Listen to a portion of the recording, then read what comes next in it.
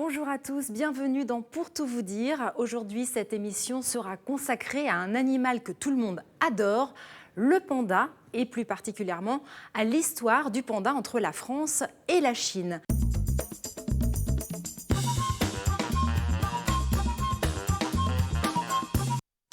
Pour raconter l'histoire des pandas en France, nous aurions dû être en compagnie de Delphine Delors, la directrice générale associée du Zoo de Beauval.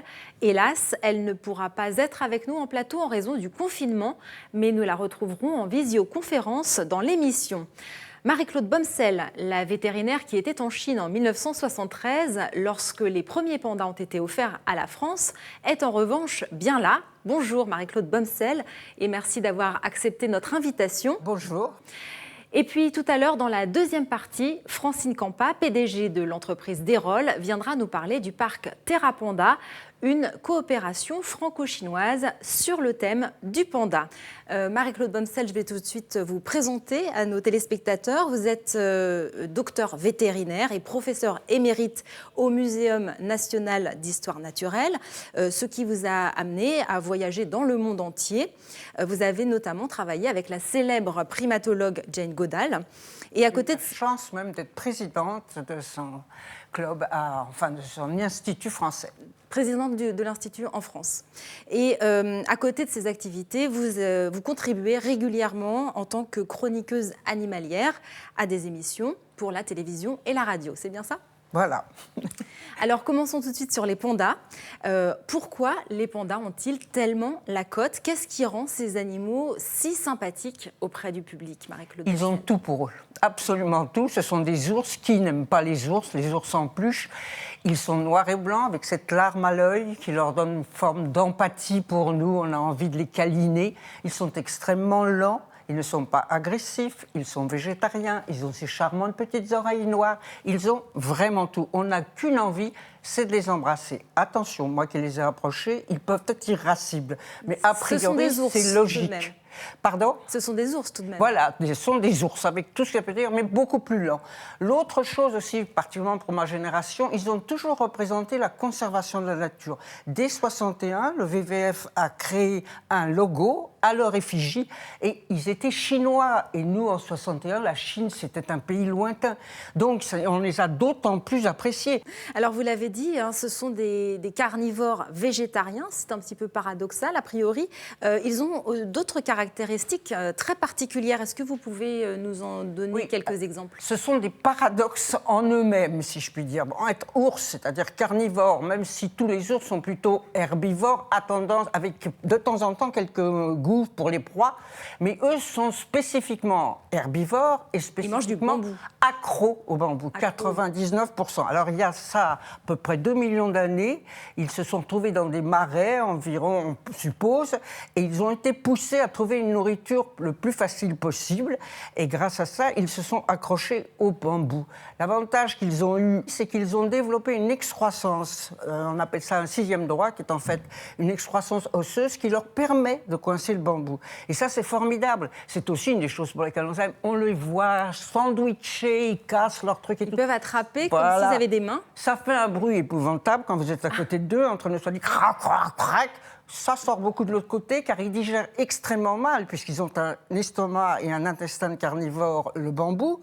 Donc ça ressort tous les 8 heures. Hein, c'est pipi caca, notez, on aime ça aussi. Et ils passent le plus clair de leur temps à manger du bambou. Voilà, ils ont cette faculté étonnante à être obsédés, si je puis dire par ça. Même s'ils ne dédaignent pas un peu de charogne. Et nous, en plus, au parc zoologique à Vincennes, on donnait une bouillie spécialement qui avait été affrétée par les Chinois, spécifique en plus. Ils ont un autre système aussi qui est étonnant, c'est la reproduction. D'abord, les ours en général, donc des périodes de reproduction courtes. En général aussi, c'est sur 2-3 jours. Même chose chez elles, sauf ça peut être renouvelé chez les ours carnivores. Chez le panda, en fait, c'est effectivement 2 jours par an. En fonction en plus de la nourriture, la femelle est en chaleur, elle marque à ce moment-là son territoire, elle va uriner et tout, et les mâles vont venir au possible accouplement qui ne durera que dans une journée. Donc c'est effectivement difficile. Derrière, en plus, elle a ce qu'on appelle une diapause embryonnaire qui permet au bébé de rester dans l'utérus et de ne se fixer que dans les bonnes conditions. Donc vous voyez qu'elle fait un petit très tardivement et ce petit fait à peine 100 grammes pour un animal qui fait 100 kilos. Donc c'est assez étonnant. Enfin, le dernier point, ces taches noires et blanches, c'est quand même hallucinant. Ça, c'est parce qu'ils sont dans l'ombre des marais ou des forêts pluvieuses et en fait, avec le jeu du soleil dans le bambou et tout, ils sont extrêmement bien dissimulés et comme ils sont relativement silencieux et qu'ils communiquent à l'odorat, on ne les reconnaît pas beaucoup. Donc ce sont des animaux faramineux, fantastiques. Peut-être pour nous, des choses qu'on n'aurait pas imaginées autrefois dans la nature. Alors nous allons maintenant nous intéresser de plus près à l'histoire des pandas en France, qui est le sujet de notre émission. Mais pour commencer, je vous propose de regarder un petit sujet qui revient sur les pandas du Zoo de Beauval, un parc animalier situé à environ 200 km de Paris, qui accueille depuis 2012 des pandas. L'histoire de Huanhuan et Yuanzi commence dans la province du Sichuan en Chine. C'est ici qu'ils sont nés, à la base de recherche de Chengdu sur l'élevage du panda géant. Le 15 janvier 2012, les deux pandas, alors âgés de 3 ans, arrivent en France à bord d'un avion surnommé le Panda Express, spécialement affrété pour eux. À l'aéroport de Paris-Charles de Gaulle, leur arrivée est digne de celle d'un chef d'État. Passées les premières émotions de ce moment historique, ils sont escortés jusqu'au zooparc de Beauval, où ils seront installés dans les hauteurs de Chine, un décor qui rappelle la Chine. Yuanzi et Huanhuan sont les premiers pandas accueillis en France depuis 1973. Ils sont immédiatement devenus les stars de Beauval. L'année de leur arrivée, l'affluence du parc zoologique a augmenté de 60% et a dépassé le 1 million de visiteurs. Le 26 juillet 2017, le parc annonce que Huanhuan est gestante et qu'elle attend des jumeaux. Si le premier bébé ne survivra pas, le deuxième, qui pèse 142 grammes à la naissance, est en pleine forme. Toute l'équipe est aux petits soins et Huanhuan s'en occupe bien, le lèche et le prend dans ses bras. Il est nommé Yuanmeng, qui signifie la réalisation d'un rêve, le lundi 4 décembre 2017, lors d'une cérémonie organisée en présence notamment de sa marraine Brigitte Macron. Aujourd'hui, Yuanmeng pèse 80 kg. Il a fêté ses 3 ans au mois d'août et devrait bientôt repartir en Chine, en espérant l'arrivée d'un nouveau bébé panda à Beauval. Marie-Claude Bonsel, c'est une histoire extraordinaire que celle des pandas du Zoo de Beauval. Vous les connaissez bien, je crois. Oui, j'ai eu la chance de connaître Delphine presque enfant. Je suis plus de la génération de sa mère qui voulait tellement des pandas. Elle m'en a toujours parlé, Françoise Delors. Elle a mis 5 ans à les obtenir et elle a eu la chance, effectivement, de pouvoir les accueillir à Beauval. Ils sont installés d'une façon extraordinaire. Il y a une reconstitution de la Chine. Ils ont des parcs fastueux, beaucoup plus grands que nous en avions, nous, autrefois.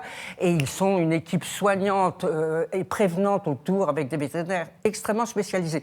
En rapport toujours avec les Chinois, qui surveillent.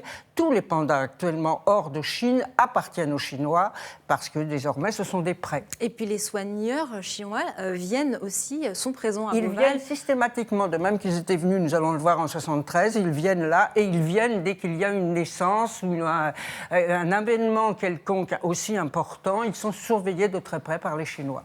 Alors je le disais tout à l'heure, Delphine Delors, la directrice générale associée du Zoo de Beauval, n'a pas pu se joindre à nous pour cette émission, mais elle tenait à être présente et a donc répondu à quelques questions que nous avons enregistrées en visioconférence. Je vous laisse écouter cette interview. Bonjour Delphine Delors, merci d'être présente avec nous sur ce plateau aujourd'hui, même si vous ne pouvez pas être là physiquement. Merci, bonjour Jade, ah oui, désolée. Le zoo de Beauval abrite 35 000 animaux de 800 espèces différentes, mais les pandas sont des stars et leur arrivée au parc était une consécration pour Beauval qui a boosté les visites. Quelles ont été les retombées en termes de fréquentation du zooparc? Alors, accueillir des pandas, c'est avant tout pour un parc zoologique, rentrer dans un club très fermé mondial, des excellents zoos, bien sûr d'autres zoos sont excellents, qui peuvent accueillir des pandas. Il n'y a qu'un peu plus d'une vingtaine dans le monde qui peuvent recevoir des pandas. Et quand nous avons reçu Huanhuan et Yuanzi, Il y avait vraiment une liesse populaire dans les rues, c'était incroyable sur le chemin entre l'aéroport et Saint-Aignan. Les gens étaient dans la rue avec des pandas et disaient bravo, vive nos pandas, ils arrivent. Ils s'étaient vraiment approprié cette arrivée, c'était assez exceptionnel et je pense que c'est très révélateur de l'ampleur qu'a cet animal et du fait qu'il soit vraiment un animal euh, ambassadeur de toutes espèces menacées de disparition. Et c'était ça qui était vraiment très intéressant. Nous avons eu beaucoup plus de monde, effectivement, l'année de leur arrivée. Et c'était vraiment, voilà, c'était une joie de pouvoir recevoir tous ces gens. Nous avons mis en place, bien évidemment, beaucoup de discussions avec le public et mes médiateurs scientifiques étaient sur le terrain pour pouvoir parler des pandas et de la préservation de la biodiversité. Et puis, il s'est passé quelque chose encore plus extraordinaire à Beauval depuis l'arrivée des pandas, c'est la naissance de Yuen Mang, qui a été un événement qui a eu un retentissement international. Est-ce que vous pourriez nous raconter quelques anecdotes sur les premiers mois qui ont suivi sa naissance? Nous avions 2 soigneuses chinoises qui étaient là et qui se sont merveilleusement occupées de Yuen Mang. Et ce qui était amusant aussi, c'est que l'une d'elles avait élevé Juan Juan, la maman. Donc elles s'en souvenaient. Et incroyablement, elle parlait panda. Donc elle s'approchait de la femelle et elle faisait des sons genre enfin, et la femelle panda reprenait le bébé, le remontait, le remettait bien. Enfin, c'était absolument incroyable. J'ai donc vu des Chinoises parler panda à Beauval. Alors, il y a eu aussi plusieurs événements qui ont touché à la diplomatie avec ces pandas. On parle d'ailleurs de diplomatie des pandas. À la naissance de Yuen Mang, il y a encore eu ce volet diplomatique puisque c'est la première dame Brigitte Macron qui est venue elle-même donner officiellement son nom à Yuen Mang. Là encore, ces images ont fait le tour de la planète. Comment ça s'est passé? Très simplement, en fait, on avait un peu dit à l'avance que la première dame pourrait être marraine. Et puis, le matin de la naissance, en fait, c'est elle qui nous a appelés. Elle a appelé directement mon frère sur son portable et elle lui a dit bonjour monsieur, je suis Brigitte Macron, madame. Et elle lui a dit qu'elle était très honorée d'accepter d'être la marraine du panda et qu'ils avaient suivi avec son mari Emmanuel Macron en direct du palais de l'Élysée toute la nuit. Nous, on avait publié sur les réseaux sociaux, on avait décidé de faire une naissance très transparente, de pouvoir tout raconter à notre public. Et du coup, on avait vraiment publié minute par minute, quart d'heure par quart d'heure. Et donc voilà, donc Madame Macron est venue en personne, c'était d'ailleurs sa première sortie officielle, pour donner son nom à Yuen Mang. Et ça s'est très bien passé, elle est absolument charmante. Marie-Claude Bomsel, vous l'avez vu, vous, ce bébé panda? Je l'ai vu de très loin, malheureusement. J'avais vu les parents parce que j'avais eu la chance d'avoir été invitée par Chengdu à la réception. J'avais vu d'ailleurs tout l'aspect officiel extraordinaire. Le bébé, je l'ai entreaperçu une fois ou deux, j'étais déjà trop grand. Il y avait tellement de monde que c'était impossible. Mais j'avais eu la chance d'en voir beaucoup plus à Chengdu. Alors, le zoo de Beauval, c'est l'histoire récente des pandas en France. Nous allons maintenant faire un petit saut dans le passé. Un grand saut dans le passé, tout à fait, en revenant sur les premiers pandas arrivés en France. Et pour cela, il faut donc remonter 150 ans en arrière. C'est le père Armand David, un missionnaire français, qui a envoyé de Chine les premiers spécimens sur le sol européen en 1869, des spécimens qu'on peut encore trouver à la Grande Galerie de l'Évolution à Paris. Vous pouvez nous en parler, Marie-Claude Bomsel? Je n'étais pas quand même là en 1869, mais c'est effectivement le père David, un missionnaire. Nous avions au muséum à cette époque des aventuriers, en somme, qui partaient chercher diverses espèces et il avait été remarquable bien avant, c'est un Basque, par tous les essais qu'il avait fait de ramener des animaux qu'il avait ramenés. Et il a eu la joie d'être envoyé en Chine. Il avait appris la Chine, le chinois, etc. Il s'était même après habillé en chinois pour être plus facilement intégré parce qu'on le prenait pour un espion. Et il a découvert dans la Haute-Sichuan un ours blanc et noir. Il avait vu une peau il a demandé à le voir. Des chasseurs sont partis, ils lui ont ramené mort, hélas, un petit. Qu'il a vu effectivement être noir et blanc, il n'a pas compris, il s'est dit c'est curieux, c'est une mutation et tout, il a redemandé une autre peau, il en a eu une autre peau, hélas, et il a donc considéré que c'était une nouvelle espèce qu'il a appelée l'ours noir et blanc ou ours-chat, parce qu'ils ont des pupilles en fente de chat, et qu'il a envoyé. Et ce sont ces deux spécimens naturalisés déjà, enfin de peau, qui sont partis au muséum. Notre directeur de l'époque, Mine Edwards, c'était absolument émerveillé. Puis, comme toujours au muséum, on a discuté, est-ce que c'est un ours, est-ce que c'est un raton laveur, etc. C'est un ours. D'accord. Et donc on peut les trouver aujourd'hui, toujours à la Grande Galerie de l'Évolution, donc naturalisés. Oui, ils sont sous forme de peau, on ne les voit pas. Non, Ils sont sous forme de peau. En l'occurrence, on les voit mal, ce sont des collections du muséum. Hein. Il faut être déjà privilégié pour les voir. D'accord. C'est ce qu'on appelle des animaux types. Maintenant, faisons un nouveau bond dans le temps, jusqu'en 1973, un peu Alors plus là, proche de nous. j'étais là. Alors cette année-là, Georges Pompidou est le premier président français à se rendre en visite officielle en République populaire de Chine. Il est reçu par le Premier ministre chinois Zhou Enlai, qui va lui offrir 2 pandas. C'est un cadeau du peuple chinois au peuple français. Marie-Claude Bomsel, vous étiez de ce voyage à Pékin et vous étiez même dans l'avion qui a ramené les pandas en France. Est-ce que vous pouvez nous raconter ? Alors, il faut bien resituer l'époque. 73, on n'avait absolument rien, aucune notion de ce qu'était la Chine. Moi, encore moins, j'étais très jeune à cette époque. Et on nous annonce effectivement, tout de suite après, le muséum est un établissement national, que Pompidou a décidé qu'ils iraient au muséum et qu'il fallait partir. J'étais le seul vétérinaire disponible à ce moment-là. Je peux vous dire que la panique m'a gagné. J'ai lu tout ce que j'ai trouvé sur le panda, pas grand-chose. Et je suis partie avec le sous-directeur à Pékin, car les animaux étaient à Pékin. Ils avaient été pris dans la nature à cette époque. Ils ont été tenus aux eaux de Pékin. On a été reçus merveilleusement. On nous a promenés partout. J'ai eu la cité impériale pour moi toute seule, la grande muraille de Chine, etc., etc. C'était beaucoup de chance. Mais enfin, j'attendais les pandas. Enfin, nous sommes partis au zoo, qui était désuet, mais le nôtre en France n'était guère mieux à cette époque. Et on a vu toutes sortes d'animaux, rhinopithèques, petits pandas, des animaux très rares et très précieux de Chine, avant d'arriver, je croyais aux pandas, non, dans une grande salle où on nous a fait un colloque. Vous savez, les Chinois aiment beaucoup qu'on discute avant. Et on a fait un colloque de 2 jours sans que je puisse voir les pandas. Je me morfondais terriblement. On a su comment les traiter par acupuncture et tout. Puis enfin, nous avons été présentés à nos 2 pandas. Donc vous avez vu pour la première fois des pandas. Voilà. J'en ai vu en vrai, je n'y croyais pas. Ils étaient plus jeunes, ils avaient 8 mois à peu près. Ils étaient tout moumous. Bon, j'ai voulu, comme tout le monde, mais il y avait la cage. Les soigneurs nous ont interdit, bien entendu, d'approcher. Et puis, on nous a montré comment ils mangeaient avec ses mains, comment c'était merveilleux. Ça a duré comme ça, avec des tas de cours et un mélange de cérémonies officielles aussi, qui était beaucoup plus modeste que celle qu'il y a eu ensuite, hein, où on ponctuait tout discours par de l'alcool de riz, qui faisait qu'à la fin, bon, je trouvais que c'était encore plus merveilleux. Vous avez quand même des souvenirs très clairs.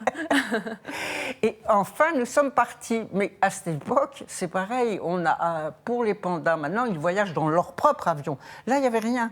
Donc, on a aménagé, dans un avion de ligne, un coin panda, si je puis dire, où ils étaient au fond de l'appareil, avec une cage qui avait certes des barreaux, un petit contreplaqué et un rideau. Ils ont voyagé avec les autres passagers dans l'avion. On nous a dit qu'il faut qu'il soit à 15 degrés. On a prévenu tout le monde est passé à 15 degrés. Moi, j'avais une doudoune au moins. Et puis, on a accumulé notre bambou, etc. Ça accompagné, bien entendu, par 3 Chinois, dont 2 soigneurs, l'interprète et 2 soigneurs, qui ont suivi très méthodiquement leurs 2 animaux. Ils s'appelaient donc Lily, le mâle, Yan, la femelle. On a trouvé Lily assez chétif, très vite, même dans l'avion, ces animaux placides, hein, toujours imperturbables. Là, ils étaient au beau milieu de la cabine, ils mangent toujours ce bruit, ça me restera toute ma vie. Le caca derrière, je reprends. Et les passagers passaient, tout étonnés, voyant ça. Le voyage s'est passé sans grands encombre, mais on a trouvé que Lily n'était pas très en forme. Quand on est arrivé en France, il y avait des journalistes partout, il y avait peu de médias à cette époque, mais là, ils avaient été prévenus. Bon, interdiction à ce moment-là de faire des photos, on les a ramenés à Vincennes. Et avec ma collègue Maryvonne Leclerc, qui allait les prendre derrière, je lui ai dit... Il y en a un qui n'est pas bien. Et d'autre part, nous avions remarqué, on avait l'impression que c'était 2 garçons. Pour faire court, leurs petits zizi, comme on dit partout et tout, c'est vrai qu'ils ont des organes sexuels très petits. De toute façon, on n'avait pas osé regarder, on n'osait pas. C'était des cadeaux diplomatiques. Oui. Et puis très vite, il s'est avéré qu'effectivement, c'était 2 mâles. C'était une erreur, parce que vous connaissez la presse, on l'a fait exprès. Non, ça arrivait à cette époque, on avait peu de connaissances, ça n'était pas facile à voir, ces animaux sauvages. Et en plus, Lily était malade, il avait une pancréatite et il est mort 6 mois après. Il s'est dirigé, si je puis dire, involontairement vers la Grande Galerie. Et lui, vous pouvez le voir, il est naturalisé dans la Grande Galerie actuellement. Yan Yan est resté à Vincennes. Voilà, à Vincennes. Jusqu'en 2000. Jusqu'en 2000, tout à fait. Je vois que vous avez bien lu. Ça me semble si loin, mais bon. Et il est resté... Enfin, il a été vu par des millions de personnes. C'était l'attraction, évidemment, de Vincennes. Il avait un 3 pièces piscine, une grande grotte dehors, etc., etc. Un logement VIP. Voilà, le VIP. Alors, il a reçu une visite VIP, on peut peut-être en dire 2 mots, puisque le président qui a suivi Pompidou, Valéry Giscard d'Estaing, est allé faire une visite à Yan Yan, à Vincennes. Il a même voulu entrer dans la cage pour le voir de plus près. Et qu'est-ce qui s'est passé ? Tout à fait, parce que Pompidou n'avait pas pu le voir, il était malade, il est mort en 1974. Giscard, surtout, c'était pas une revanche, parce que là aussi, on l'a dit, c'est la revanche, non, pas du tout. Sa fille était vétérinaire et travaillait à Vincennes, et il est venu, et on lui a dit, Maryvonne et M. Dupuis, le soigneur-chef, c'est un animal qui ne peut ne pas être commode. Je fais fi de tout cela. Il voulait montrer qu'il était courageux. Il rentre dans la loge. À la minute où il rentre dans la loge, évidemment, Yan Yan, surpris par un nouveau visiteur, plus l'odeur, plus le côté, vous savez, ils interprètent, comme tous les animaux, le fait qu'on est un peu inquiet, a sauté immédiatement sur le président.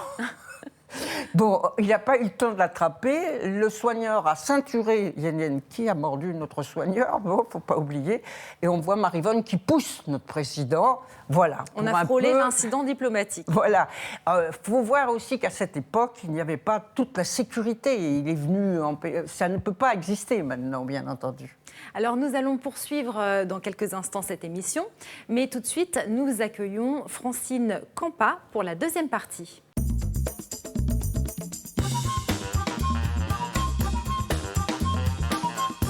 Bonjour Francine Campa, merci d'avoir accepté notre invitation dans Pour tout vous dire. Bonjour Jade, avec grand plaisir. Francine Campa, vous êtes présidente, directrice générale de Dérolle. Dérolle, c'est l'une des plus anciennes et célèbres maisons d'entomologie et de taxidermie de Paris.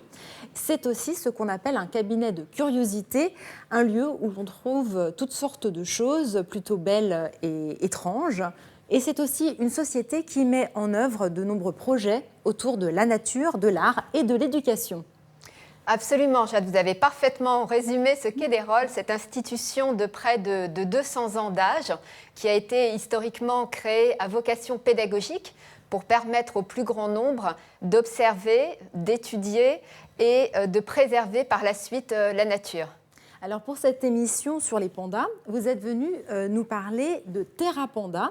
Terra Panda, c'est un parc naturel, écologique et touristique autour du panda qui doit s'implanter dans la province du Sichuan, le lieu de Chine d'où viennent les pandas. Pouvez-vous nous en dire quelques mots ? Absolument. Déjà, pour reprendre ce que Marie-Claude disait, qui était très intéressant, on a pu comprendre que les liens entre le panda et la France sont historiques. À commencer par le père David et en fait aujourd'hui par les liens qu'a créé Dérolle sur ce projet Terra Panda dont je vais vous parler, on voit que cette longue histoire se prolonge. En fait, Terra Panda est un concept de parc culturel, écologique et touristique qui a été inventé par Dérolle, c'est aujourd'hui un de nos métiers. Pour permettre au plus grand nombre, c'est-à-dire aux visiteurs du parc des pandas au Sichuan, qui sont environ 7 millions aujourd'hui, d'avoir une autre approche du panda. En complément des pandas que l'on voit librement dans le parc, il y a cette deuxième partie du parc qui est un petit peu inexploitée jusqu'à présent et dans laquelle Dérolle a créé ce concept. Alors, ce concept, quel est-il ? C'est très simple, il a été conçu comme un écosystème, puisque Dérolle a des fonctions de naturaliste, et le naturaliste étudie les écosystèmes. Et donc, nous avons conçu ce parc écologique touristique à vocation pédagogique pour qu'on puisse connaître le panda sous un jour un petit peu différent. Alors, ces 8 centres qui vont être implantés dans ce parc, en quoi consistent-ils ? Nous avons tout d'abord un musée en forme d'arche de Noé qu'on a pu voir tout à l'heure derrière vous, donc arche de Noé comme symbole de la préservation de la biodiversité et du rapport de l'homme à la nature, de la responsabilité de l'homme à la nature. Deuxième centre, une ferme à vocation pédagogique également, inspirée par la permaculture pour comprendre que tout animal s'implante dans un écosystème naturel. Troisième centre, une école alternative, on va dire, c'est-à-dire présentant des cours pour adultes et enfants, pour mieux s'intéresser à la nature et se reconnecter à la nature. Ensuite, un centre de conférences, un centre de recherche sur le panda, un lieu wellness. Vous avez parlé tout à l'heure, Marie-Claude, du côté très lent que peut avoir le panda, qui nous a inspirés, bien entendu, puisque tout cela tourne autour du panda. Et cette lenteur, on l'a appelée la slow attitude, c'est-à-dire aujourd'hui sortir un petit peu de cette frénésie que l'on a et dans toute cette philosophie. Absolument, c'est le panda qui est le fil directeur, qui est au cœur du projet. Et ce que fait Dérolle, c'est trouver un concept, un fil directeur, une philosophie de projet qui se décline ensuite dans tous ces centres. Alors, le projet a été signé en 2018 lors de la première visite du président Macron en Chine. Comment se sont passées les négociations et que s'est-il passé depuis ? Alors, ça a été un grand moment, je dois dire. Dérolle a été deuxième sur la liste des 18 grandes entreprises et 18 grands projets qui ont été signés lors de la visite de M. Macron. Donc, ça s'est très bien déroulé, c'était très impressionnant. Et surtout, vous étiez sur place ? Oui, j'étais sur place avec M. De Breuil, que l'on voit derrière, et on voit nos partenaires, Mao Jiong, qui dirige la société Fangzhou Exception, qui est notre partenaire privé. Et la troisième partie est la société d'État Wenlu. Nous avons donc signé un accord tripartite. Wenlu, c'est la province du Sichuan ? Absolument, tout à fait. Et Fangzhou, c'est une grande librairie concept Absolument. store. Absolument, concept store qui s'intéresse aussi à toutes ces questions pédagogiques, ces questions de préservation de la biodiversité. Aujourd'hui, Dérolle, et depuis 200 ans, est basé sur des valeurs de nature, art, éducation, et bien entendu, ces valeurs parlent tout à fait dans ce projet. Alors, c'en est où ce projet aujourd'hui ? Alors aujourd'hui, nous avons réalisé la première partie du projet. En fait, quand Dérolle a conçu le projet, nous avons eu plusieurs phases. Il y a une méthode de Dérolle pour concevoir ces projets. La première phase est de définir le concept avec nos interlocuteurs, donc ce concept des 8 centres, puis le faire valider. Et ensuite, Dérolle a travaillé, nous avons un rôle de fédérateur et trouver et sélectionner les meilleurs partenaires pour mener à bien ce projet. Donc, dans le cadre de ce projet, nous avons été assistés, par exemple, par le Studios Architecture, qui est le cabinet d'architectes qui a été le cabinet d'exécution de la Fondation LVMH. Nous nous sommes, bien entendu, Marie-Claude, rapprochés du Muséum d'histoire naturelle. Nous avons travaillé avec des spécialistes du sujet sur la ferme en agroécologie, sur la pédagogie alternative.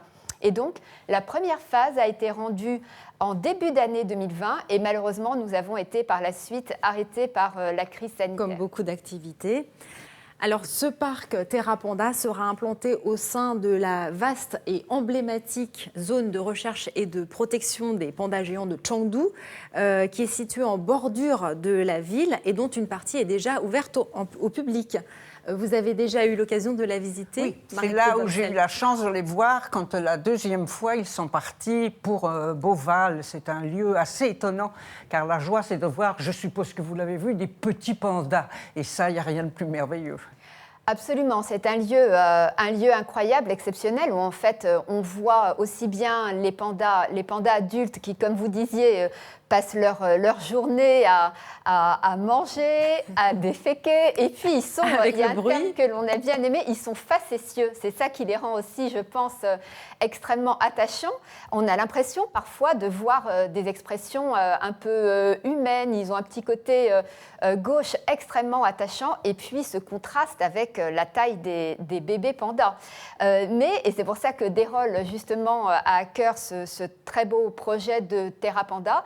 Il manque, et ils en ont tout à fait conscience, ce côté qui est en fait de partir de la symbolique du panda pour l'étendre à toute la biodiversité dont le panda est aujourd'hui un exemple qui a failli disparaître. Voilà, c'est non seulement un exemple, mais c'est formidable. Si on pense à la conservation du panda, elle est faite de façon remarquable en Chine. Les animaux sont suivis par trekking, etc., etc. Il y a une déforestation qui est petit à petit canalisée. Le problème, Parce que c'est ça le c'est problème pour les pandas, c'est la réduction de leur habitat. C'est la réduction de leur habitat et le tourisme qui apparaît. Parce que les Chinois sont comme tout le monde, que ce soit des Chinois ou d'autres, ils veulent voir les pandas dans la nature. Et ça dérange parfois les animaux. Vous savez, c'est la grosse difficulté. D'où l'intérêt de voir des parcs comme ça pour qu'ils comprennent, grâce à ça, qu'il faut faire très attention. L'autre souci aussi, et ça c'est mondial, et tout le monde doit y participer, c'est le réchauffement climatique qui gêne et qui fait que désormais leurs bambous vont petit à petit changer de forme et ils mangent à peu près 35 espèces, il y en a beaucoup qui vont disparaître, c'est un gros problème pour eux. Ah, donc et ils tout sont ça, menacés aussi. de l'importance, ça n'est pas uniquement le panda, c'est ce que vous avez dit, Absolument. c'est une espèce parapluie, c'est-à-dire qu'il permet à ce moment-là de sauver tout son biotope et toutes les espèces qui vivent autour de lui. C'est un exemple merveilleux de biodiversité, vous avez raison. Et d'écosystème, c'est exactement ce que vous disiez. On ne peut pas prendre un animal en soi. L'animal vit dans un écosystème. Et plus l'homme comprendra ce qu'est un écosystème, plus l'homme aura cette notion de responsabilité et de domino. Si on fait tomber un domino, c'est le reste qui tombe petit à petit. Plus le panda et les autres espèces seront préservées. Alors justement, Dérolle est impliqué dans ce projet, mais aussi dans d'autres initiatives, comme le jardin nourricier de l'UNESCO à Paris, ou le conservatoire de la tomate. Tout comme Beauval ou Terra Panda, il s'agit de préserver ce patrimoine universel qui est la biodiversité.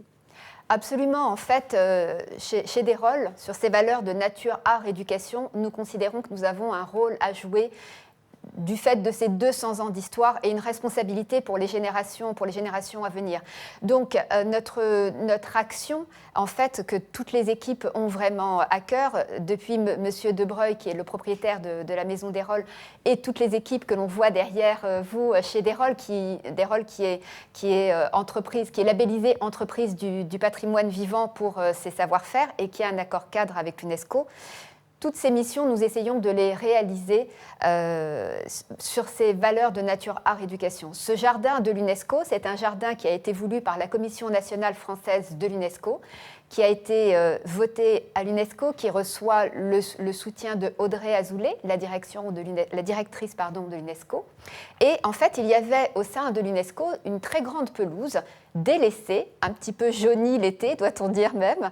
Et ils ont décidé d'utiliser cette pelouse pour en faire un jardin qui est à vocation pédagogique, qui va présenter un peu une universalité des plants, puisque vous savez que l'UNESCO regroupe 194 nations.